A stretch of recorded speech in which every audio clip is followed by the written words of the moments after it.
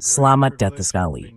Hari ini kami dapat kehormatan besar untuk bersama George Bibi, mantan Direktur Analisis Rusia di CIA dan kini Direktur Strategi Besar di Quincy Institute. Jadi terima kasih sudah hadir. Terima kasih, dan mudah saya. Menanggapi kegagalan untuk menemukan penyelesaian damai di Ukraina, baru-baru ini Anda mengutip Eisenhower yang mengatakan, kalau sebuah masalah tidak bisa diselesaikan, perbesar masalah itu. Dalam konteks ini, yang Anda maksud bukan eskalasi, melainkan memperluasnya, saya kira, dengan mengambil langkah mundur dan melihat gambaran yang lebih besar. Saya ingin tahu, apakah Anda bisa menjelaskan lebih lanjut maksud Anda, dan bagaimana itu diterapkan pada perang di Ukraina.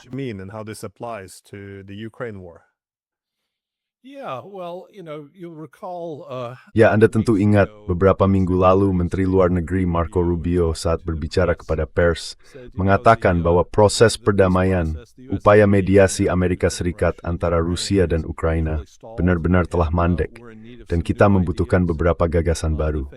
Hal-hal yang dibahas dalam KTT Anchorage pada dasarnya gagal karena pihak Ukraina tidak menyetujuinya. Jadi, kami sedang mencari peluang baru untuk menghidupkan kembali proses ini. Kami mencari gagasan-gagasan baru, jadi nantikan saja. Nah, usul saya adalah mereka perlu mempertimbangkan untuk memperluas proses perdamaian ini, bukan meningkatkan eskalasi konflik. Padahal ada banyak orang di Washington dan di Eropa yang lebih dari bersedia melakukan itu.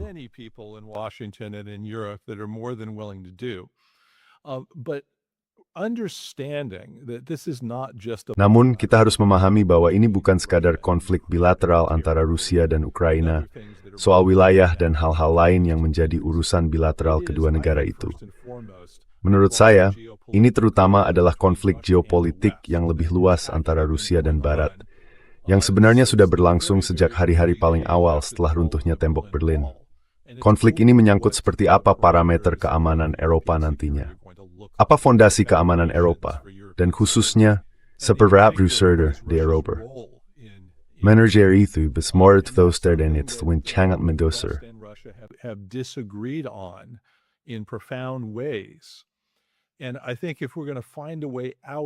Dan saya rasa, kalau kita ingin menemukan jalan keluar dari konflik bilateral yang sedang berlangsung antara Rusia dan Ukraina, kita harus melihat gambaran yang lebih luas dan bertanya, bagaimana dengan konflik yang lebih besar antara Rusia dan Barat mengenai keamanan Eropa? Itu bukan sesuatu yang akan diselesaikan di medan perang di Ukraina. Secara teori, Rusia bisa saja merebut seluruh wilayah Ukraina. Namun mereka tetap akan menghadapi masalah yang lebih besar itu. Berhadapan dengan NATO yang keanggotaannya justru telah berlipat dua sejak runtuhnya tembok Berlin. Dengan wilayah yang jauh lebih luas, perbatasan yang jauh lebih panjang dengan Rusia, dan Eropa yang sedang mempersenjatai diri serta sangat memusuhi Rusia.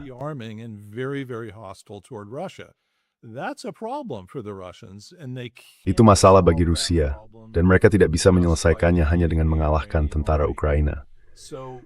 Jadi apa insentif bagi Rusia untuk terlibat dengan Barat dalam beberapa gagasan baru?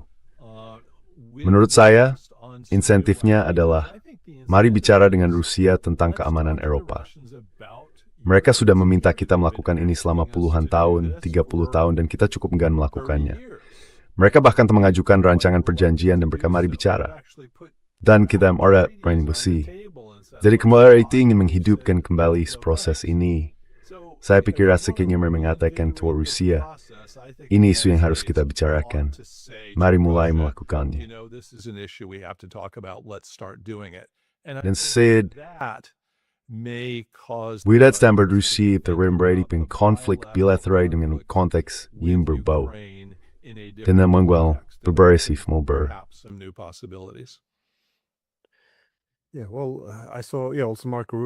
Ya, saya juga melihat Marco Rubio menyampaikan bahwa kalau Anda melakukan serangan jarak jauh ke dalam wilayah Rusia, atau kita, maksud saya Ukraina, tetapi pada saat yang sama itu senjata Barat. Dan menurut Politico, kini ada kerjasama intelijen yang makin mendalam antara Amerika Serikat dan Ukraina. Jadi dalam hal ini, itu juga serangan kita. Tetapi bagaimanapun, serangan jarak jauh itu akan membuat Rusia lebih fleksibel, bukan? mengurangi sebagian tuntutannya. Namun, ini berangkat dari asumsi bahwa perang Rusia adalah soal oportunisme Rusia. Artinya perluas imperium kita. Mari lihat seberapa banyak wilayah yang bisa kita ambil. Kalau memang begitu ya, tentu saja mereka akan punya lebih banyak ruang untuk bernegosiasi.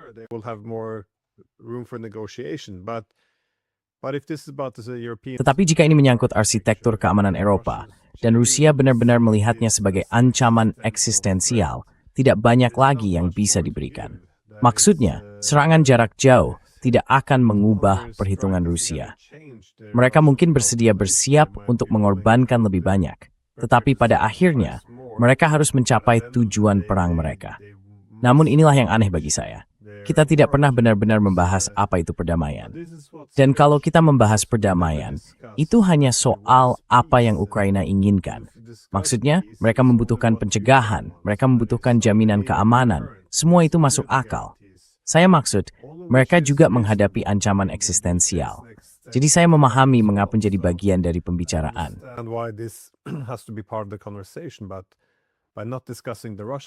Namun, dengan tidak membahas aspek Rusia, rasanya kita melewatkan bagian yang besar. Tapi sebenarnya apa yang tercakup dalam arsitektur keamanan Eropa?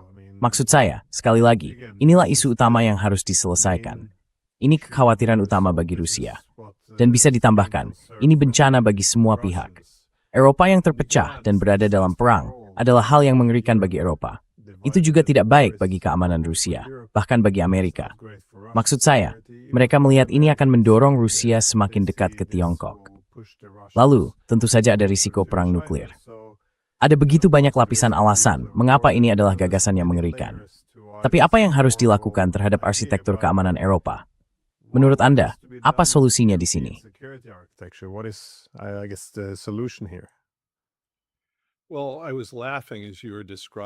Saya tertawa ketika Anda menjelaskan penalaran yang berkembang di Barat tentang potensi dampak eskalasi terhadap Rusia. Saya ingat ketika Presiden Trump bertemu dengan Presiden Ukraina Zelensky di Gedung Putih hanya beberapa minggu lalu. Dia berkata, ya yang terjadi di sini adalah eskalasi. Namun kemudian dia berkata, dan kami berharap ini adalah eskalasi yang akan menghasilkan perdamaian. Dengan kata lain, alasan di Barat adalah melakukan eskalasi untuk meredakan eskalasi.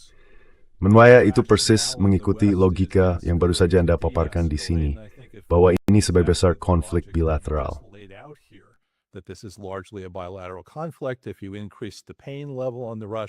Jika tekanan terhadap Rusia ditingkatkan, mereka memperhitungkannya, perang ini sebenarnya tidak sepadan untuk terus kami lanjutkan. Mari cari cara untuk berdamai. Namun faktanya, jika kita melihat gambaran yang lebih besar dan mengakui bahwa Rusia memandang ini sebagai konflik geopolitik yang lebih luas mengenai Eropa dan hubungan antara Barat dengan Rusia, maka eskalasi seperti itu justru memperkuat keyakinan Rusia bahwa memang itulah yang sedang terjadi di sini. Restigenary konflik bawah dengan Ukraina. In befleguinis de Ukrai proxy untuk melawan Rusia. Yumutu memperparah ancaman eksistensi Rusia.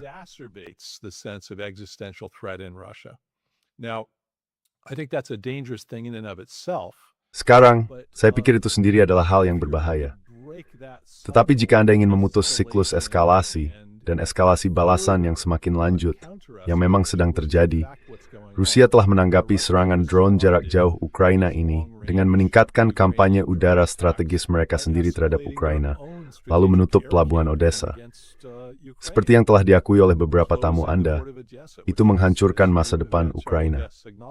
Jika Anda ingin keluar dari situasi itu, saya pikir Anda harus duduk bersama Rusia dan berkata, "Mari bicara mengenai arsitektur arsitektur Eropa."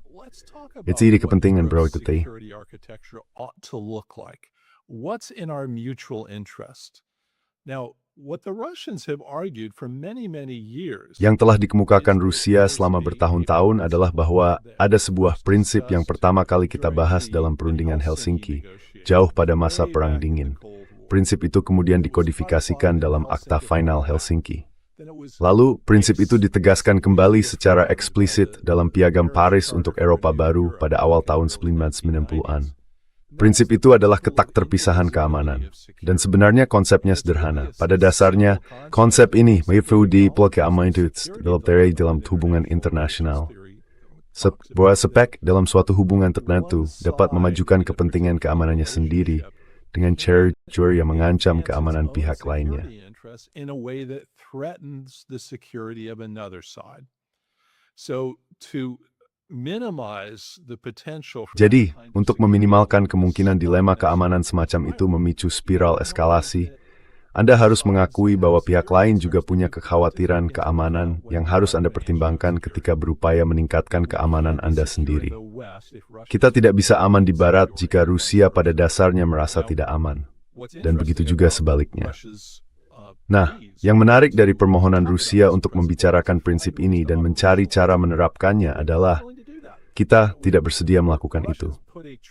Rusia pernah mengajukan sebuah perjanjian ketika Dmitry Medvedev menjadi presiden pada era Obama. Intinya, perjanjian keamanan Eropa seharusnya menjadikan prinsip keamanan yang tidak terpisahkan ini sebagai salah satu landasan utamanya. This principle of indivisibility of security. And then when Putin and the Russian government Kemudian, ketika Putin dan pemerintah Rusia mengajukan dua rancangan perjanjian lagi kepada Amerika Serikat dan NATO pada akhir 2021, sebelum invasi ke Ukraina, prinsip itu juga ditekankan dalam proposal yang mereka ajukan. Menurut saya, inilah inti dari proses diplomatik. Ini harus menjadi fokus utama dalam pembahasan antara Amerika Serikat dan Rusia mengenai kepentingan bersama kita di Eropa, yaitu bagaimana menyeimbangkan prinsip-prinsip yang saling bertentangan. Prinsip-prinsip dalam Akta Final Helsinki dan prinsip-prinsip dalam Piagam Paris pada dasarnya memang saling menimbulkan ketegangan. Jika salah satunya diterapkan secara mutlak, Anda akan melemahkan prinsip-prinsip lain yang juga penting. Jadi Anda harus menemukan keseimbangan di antara semuanya. So you have to find a balance between them. The principle of territorial integrity. Prinsip integritas teritorial memang berbenturan dengan prinsip penentuan nasib sendiri bagi suatu bangsa. Jadi bagaimana kita mendamaikan ketegangan ini? Bagi saya itulah inti diplomasi. Jadi yang saya katakan adalah apa yang kita bicarakan dengan Rusia. Hal pertama yang harus kita bicarakan adalah bahwa kita secara tegas mengakui ketegangan antara prinsip-prinsip ini. Itu adalah hal yang harus kita bahas, dan kita harus menemukan keseimbangan yang pragmatis di antara keduanya.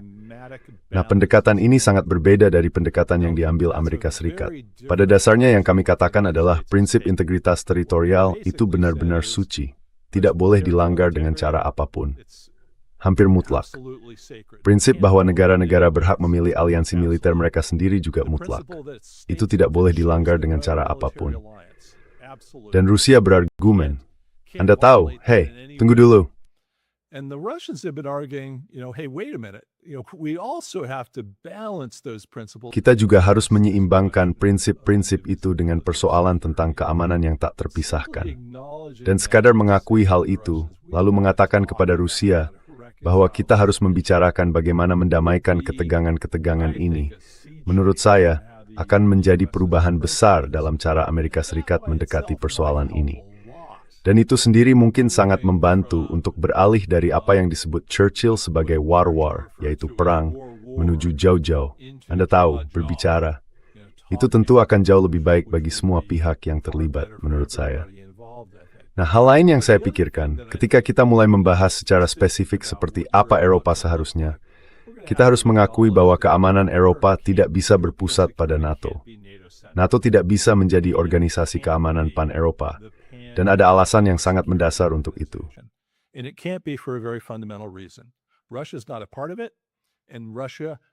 Rusia bukan bagian dari itu, dan Rusia meyakini bahwa NATO yang mencakup seluruh Eropa pada dasarnya merupakan ancaman keamanan bagi Rusia, bahwa itu melanggar prinsip keamanan yang tak terpisahkan. Jadi kita harus mengatakan kepada Rusia, kita perlu menemukan suatu kesepahaman yang tetap mempertahankan aliansi NATO. Saya rasa Amerika Serikat belum sampai pada titik di mana kami merasa nyaman membubarkan aliansi itu. Tetapi, kita juga perlu mempertimbangkan kekhawatiran Rusia dan menemukan mekanisme agar Rusia punya suara dalam keamanan Eropa yang tidak disalurkan melalui NATO. Itulah pengaturan yang kami usulkan selama sebagian besar periode pasca Perang Dingin, ketika kami mengatakan kepada Rusia, ya kalian bisa punya suara. Much of the post-Cold War period where we were saying to the Russians, yeah, you can have a voice through the NATO-Russia Council. Anda bisa menyuarakan pendapat melalui Dewan NATO Rusia. Dengan begitu, Anda bisa berbicara dengan kami tentang bagaimana Anda memandang keputusan-keputusan yang telah diambil NATO. Tapi perlu diingat, Anda tidak bisa mengubah keputusan-keputusan itu. Keputusan-keputusan itu adalah hak berdaulat kami. Kami akan membuat keputusan-keputusan tersebut. Kami akan memberitahu Anda tentang itu. Kita bisa membahasnya, tetapi Anda tidak bisa mengubahnya. Dada-dadanya, sir, ya tidak. Itu bukan visi kami tentang seperti Alsopofleurs, Asistrian Hiun, Keamanan Fobu. Jadi kita perlu menemukan mekanisme baru yang bisa jadi portfolio. And that's going to have to be a subject of discussion. But my guess is we're going to need some sort Namun, of relative dugaan saya kita akan membutuhkan semacam versi yang relatif kecil dari Dewan Keamanan Perserikatan Bangsa-Bangsa yang berlaku untuk Eropa. Di dalamnya, Rusia akan memiliki kursi dan suara.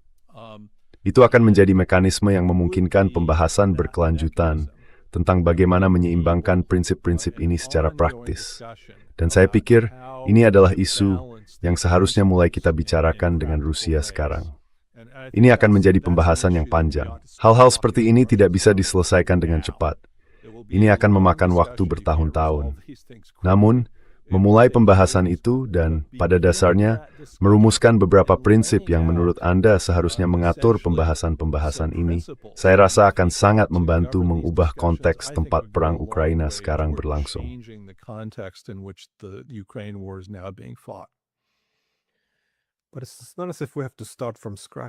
Namun, bukan berarti kita harus mulai dari nol.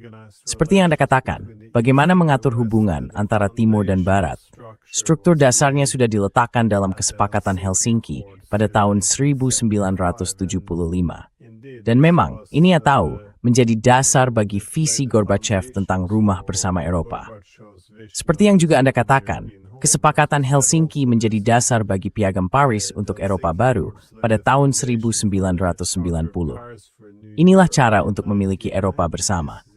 Dan lagi, pembentukan OSCE pada tahun 1994 juga semuanya berlandaskan prinsip keamanan yang tak terpisahkan tentang bagaimana menghindari garis-garis pemisah. Satu pihak tidak boleh meningkatkan keamanannya dengan mengorbankan pihak lain. Kesetaraan berdaulat.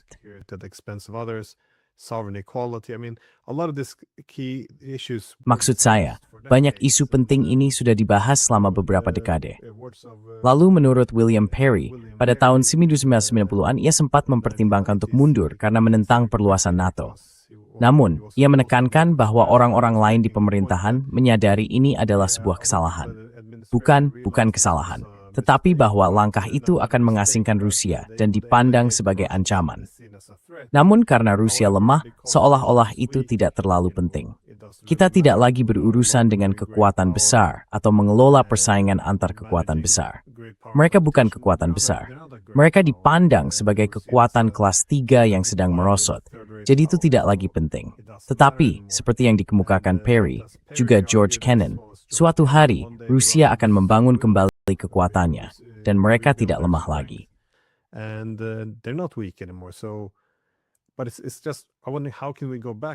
Tapi saya jadi bertanya-tanya, bagaimana kita bisa kembali ke sana? Kita tidak bisa begitu saja melewati 3 dekade terakhir, kembali ke tahun 90-an, lalu membuka lagi buku itu dan berkata, oke, mari kita lihat keamanan yang tak terpisahkan. Karena, ya, Anda tahu, kita sebagai manusia, kita ini orang, kita tidak begitu pragmatis. Dan saya bertanya-tanya, apa jalannya di sini? Karena Anda menyebut konsep ini, apakah Anda punya integritas teritorial atau Anda punya penentuan nasib sendiri? Ini adalah perspektif, gagasan yang saling bersaing. Nah, pada era hegemoni, kita punya kemewahan itu. Kita tidak perlu membahas hal-hal ini dengan Rusia. Kita bisa memilih sesuka kita. Jadi di Kosovo, kita akan memilih penentuan nasib sendiri.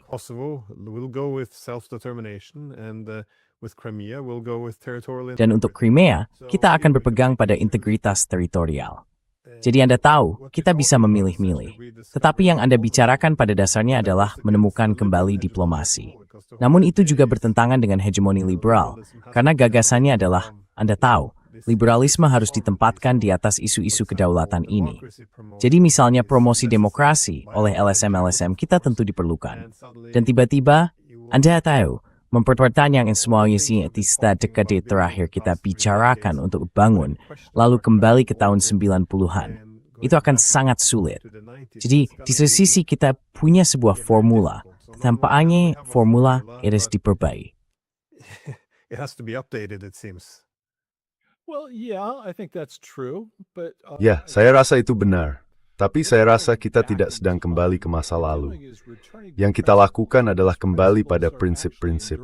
Dan prinsip-prinsip itu sebenarnya bersifat abadi. Hubungan internasional tidak diciptakan pada abad yang lalu. Hubungan antar bangsa dan negara berdaulat sudah ada sejak berabad-abad, bahkan berabad-abad lamanya. Dan prinsip-prinsip yang berlaku, sebenarnya tidak ada yang benar-benar baru di bawah matahari, dalam hal bagaimana negara-negara ini berinteraksi dan prinsip-prinsip yang berlaku. Jadi apakah kita sedang menemukan kembali diplomasi? Apakah kita perlu menemukan kembali diplomasi? Ya, perlu. Tentu saja. Sekarang mengapa? Mengapa? Karena hegemoni liberal yang Anda gambarkan itu, sesuatu yang kita kejar selama sebagian besar periode pasca Perang Dingin gagal. the bulk of the post-Cold War period failed. It held out a vision that was not. Itu menawarkan sebuah visi yang tidak tercapai dan tidak bisa diwujudkan.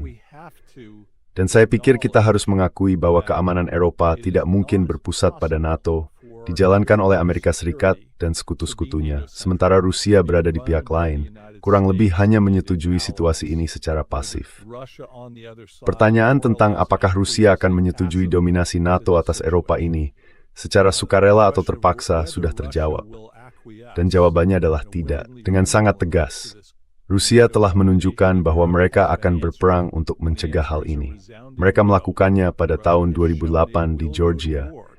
Mereka melakukannya lagi di Ukraina, pertama pada tahun 2014, lalu kembali pada tahun 2022. Jadi kita tahu jawaban atas pertanyaan apakah Rusia akan berperang untuk mencegah hal ini.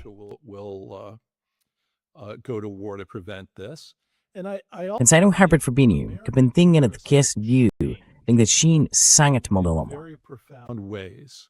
We're not in a unipolar world anymore. Kita tidak lagi berada di dunia unipolar. Dunia yang terbentuk dengan runtuhnya tembok Berlin dan bubarnya Uni Soviet sudah berakhir. Amerika Serikat kini menghadapi rival sepadan, yaitu Tiongkok, serta banyak kekuatan besar dan kekuatan menengah lain yang tangguh. Mereka memiliki jauh lebih banyak ruang gerak di dunia saat ini dibandingkan pada awal tahun 90-an.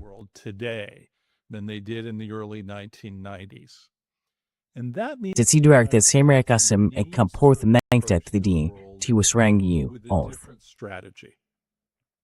It means that it is profoundly Sangat kontraproduktif bagi Amerika Serikat untuk menjalankan kebijakan yang justru mendorong kemitraan keamanan yang erat antara Tiongkok, Rusia, dan Iran. Ini adalah sesuatu yang secara tegas diperingatkan oleh mantan penasihat keamanan nasional AS, Zbigniew Brzezinski, dalam bukunya The Grand Chessboard. Ia mengatakan bahwa perkembangan itu, yakni aliansi Rusia, Tiongkok, Iran, adalah hasil strategis terburuk yang mungkin dihadapi Amerika Serikat. Namun, menurut saya, pada titik ini hampir tidak bisa dibantah bahwa Amerika Serikat telah mengambil langkah-langkah selama beberapa dekade terakhir yang membuat semacam entente erat di antara negara-negara tersebut semakin mungkin terjadi. Nah, itu tidak masuk akal secara strategis.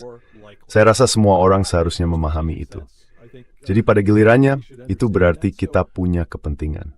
that in turn means we have an interest. The United States has an interest strategically in not Amerika Serikat Russia toward China. secara strategis berkepentingan untuk tidak mendorong Rusia ke arah Tiongkok, untuk tidak mendorong Rusia dan Tiongkok bermitra dengan Iran melawan kepentingan kita. Dan itu harus dimulai dari Eropa. Menurut saya itu harus dimulai dengan menangani apa yang diyakini Rusia sebagai ancaman keamanan terbesarnya. Ancaman itu ada di Eropa. Itu adalah ancaman yang sangat terkait dengan perang yang sedang berlangsung di Ukraina saat ini.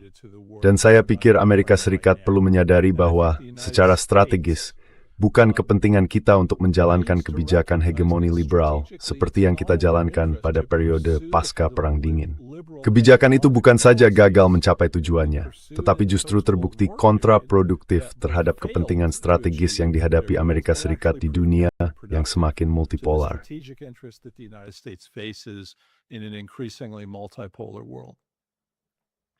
Well, Brzezinski is very famous for Brzezinski sangat terkenal lewat The Grand Chessboard. Tapi dia juga menulis, saya rasa pada tahun 2012, sebuah buku yang judulnya kalau tidak salah The Choice. Di situ dia menguraikan bahwa ketika momen unipolar mulai berakhir, Amerika Serikat punya dua jalan. Pertama, Amerika Serikat bisa berupaya memfasilitasi dunia multipolar baru, di mana Amerika Serikat pada dasarnya menjadi yang pertama di antara yang setara, atau setidaknya punya posisi yang sangat istimewa. Sebuah dunia multipolar yang tetap bisa dibentuk oleh Amerika Serikat. Atau Amerika Serikat bisa mempertahankan momen unipolar itu.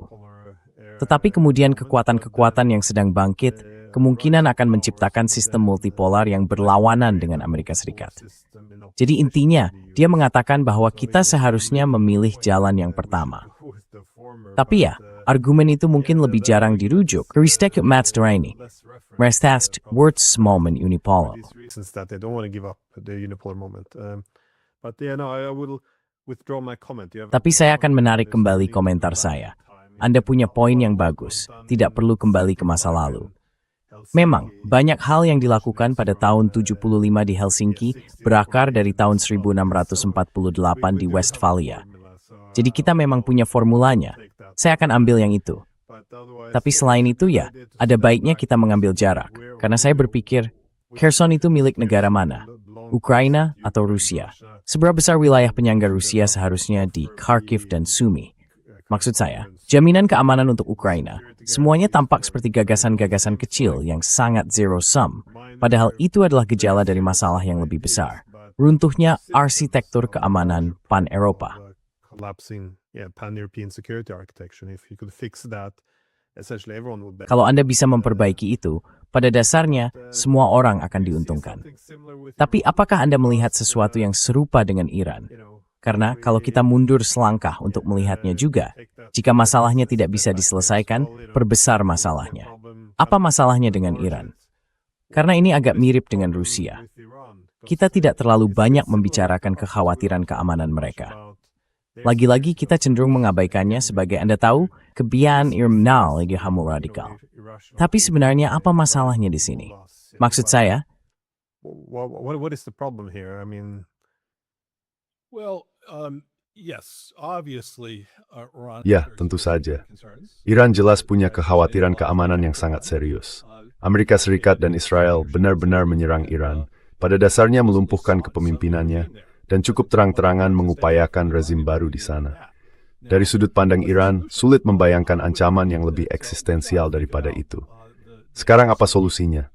Menurut saya, kita perlu memikirkan proses Helsinki dengan cara yang berbeda dalam kaitannya dengan Iran. Si sekali Helsinki setinggi trusti erbat tahun berbasmopen perbatasan Eropa pasca Perang Dunia II. Dari tahun itu sangat dikhawatirkan oleh kepemimpinan Soviet. Something that the Soviet leadership was very concerned about. They wanted essentially de facto recognition. Mereka pada dasarnya menginginkan pengakuan de facto dari Barat bahwa kontrol mereka atas Polandia, Cekoslowakia, dan Jerman Timur kurang lebih bersifat permanen. Kami tidak akan terang-terangan mengatakan bahwa itu sah dan akan berlaku selamanya. Tetapi Helsinki memungkinkan kami pada dasarnya mengakui secara de facto bahwa perbatasan-perbatasan ini tidak akan berubah, setidaknya bukan dengan kekerasan. Dan Soviet saat itu berkata, bagus, kemenangan besar. Mereka mengambil itu. Lalu sebagai turn dari proses Helsinki yang disebut dimensi manusia dalam Helsinki, Remes Moore sebagai prinsip-prinsip yang sebenarnya tidak penting, penghormatan terhadap hak asasi manusia, dan hal semacam itu. Principles that didn't really matter, respect for human rights and that sort of thing. But what in fact happened over Namun, the years was yang sebenarnya terjadi selama bertahun-tahun adalah banyak orang di Blok Timur, begitu kami menyebutnya saat itu, menanggapi dengan serius prinsip-prinsip yang disetujui Uni Soviet Bemiskirat Helsinki. Mereka mulai meminta pertanggungjawaban pemerintah mereka sendiri. Tunggu dulu, Anda menyetujui ini. Mengapa kita tidak menjalankannya? Dan itu kemudian menjadi gerakan politik yang signifikan. Bahkan, menurut saya, hal itu turut berkontribusi pada akhirnya bubarnya Pakta Warsawa dan runtuhnya Uni Soviet. Dengan cara-cara yang sama sekali tidak diperkirakan oleh kepemimpinan Soviet pada tahun 1975. Nah, apa kaitannya semua ini dengan Iran? Now, what does this have to do with Iran? I think one of the best things that the United States could Saya pikir salah satu hal terbaik yang bisa dilakukan Amerika Serikat bagi rakyat Iran adalah, dan salah satu hal terburuk bagi teokrasi Iran, memulai pembukaan diplomatik antara Amerika Serikat dan Iran, memulihkan hubungan diplomatik yang normal. Nah, mengapa begitu? Pertama, sampai belum lama ini, ketika Amerika Serikat dan Israel benar-benar menyerang Iran, banyak warga Iran di tingkat masyarakat seperti orang Amerika memiliki pandangan yang relatif positif terhadap masyarakat Amerika. Itu yang pertama. Jadi mereka akan menyambut pembukaan seperti ini. Kedua, pembukaan seperti ini akan menghilangkan musuh yang jelas bagi Iran. Ini adalah sesuatu yang disampaikan kepada kami oleh salah satu penasihat Gorbachev pada masa berakhirnya Perang Dingin. something that one of Gorbachev's advisors told us back during the end of the Cold War. He said, "We're going to do a terrible thing to you. We're going to take." Dia berkata, kami akan melakukan hal yang buruk kepada kalian. Kami akan mengambil musuh kalian. Dan itu terbukti cukup profetis, serta jauh lebih penting bagi Amerika Serikat daripada yang saya kira disadari siapapun pada waktu itu.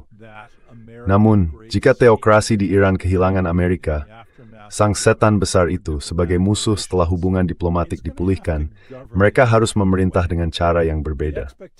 Harapan rakyat Iran akan mulai berubah. Harapan itu akan mulai meningkat. Dan saya pikir itu akan jadi hal yang baik setidaknya bagi perubahan evolusioner di Iran, kalau bukan sesuatu yang lebih mendadak.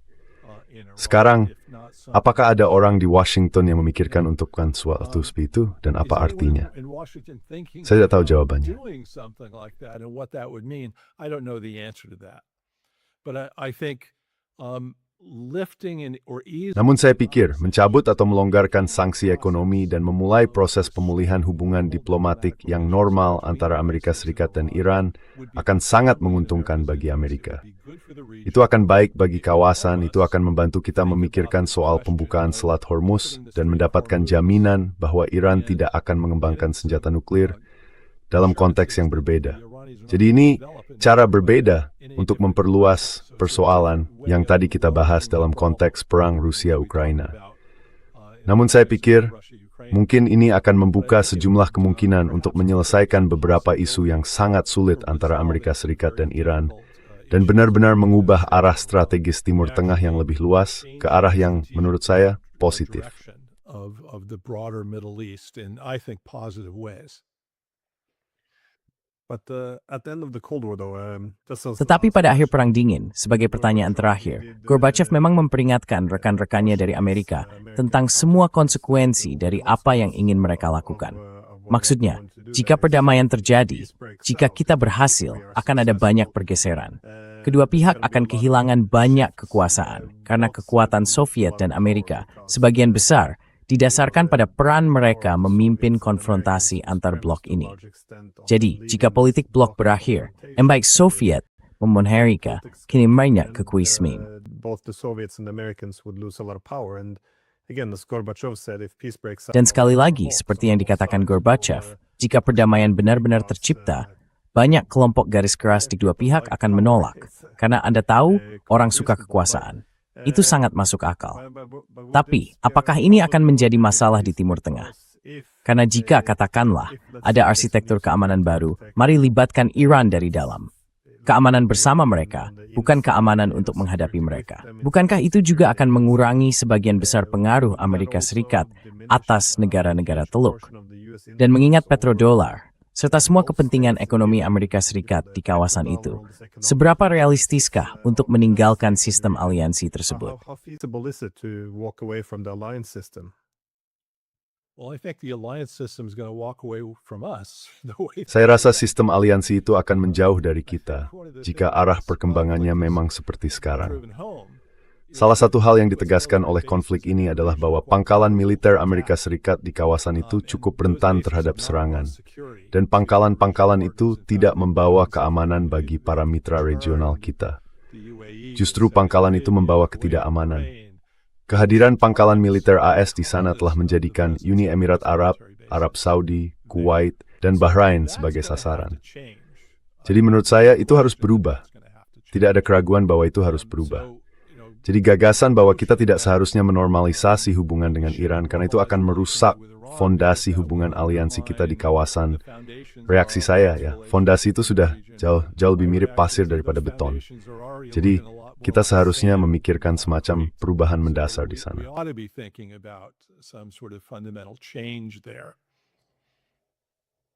Yeah. No, there is Ya, tidak ada baiklah sekali lagi. Dengan pergeseran distribusi kekuasaan, kita tidak bisa hanya punya kebijakan yang didasarkan pada apa yang ingin kita lihat. Kita harus menyesuaikan diri dengan kenyataan. Dan saya kira itu salah satu tantangan besar di zaman kita. Baiklah, bagaimanapun, terima kasih banyak atas waktu Anda, kecuali jika Anda punya pemikiran terakhir. Iwet Ford, Umarats, Avasanat Kijulge. Isama, sekali lagi. Baik, terima kasih.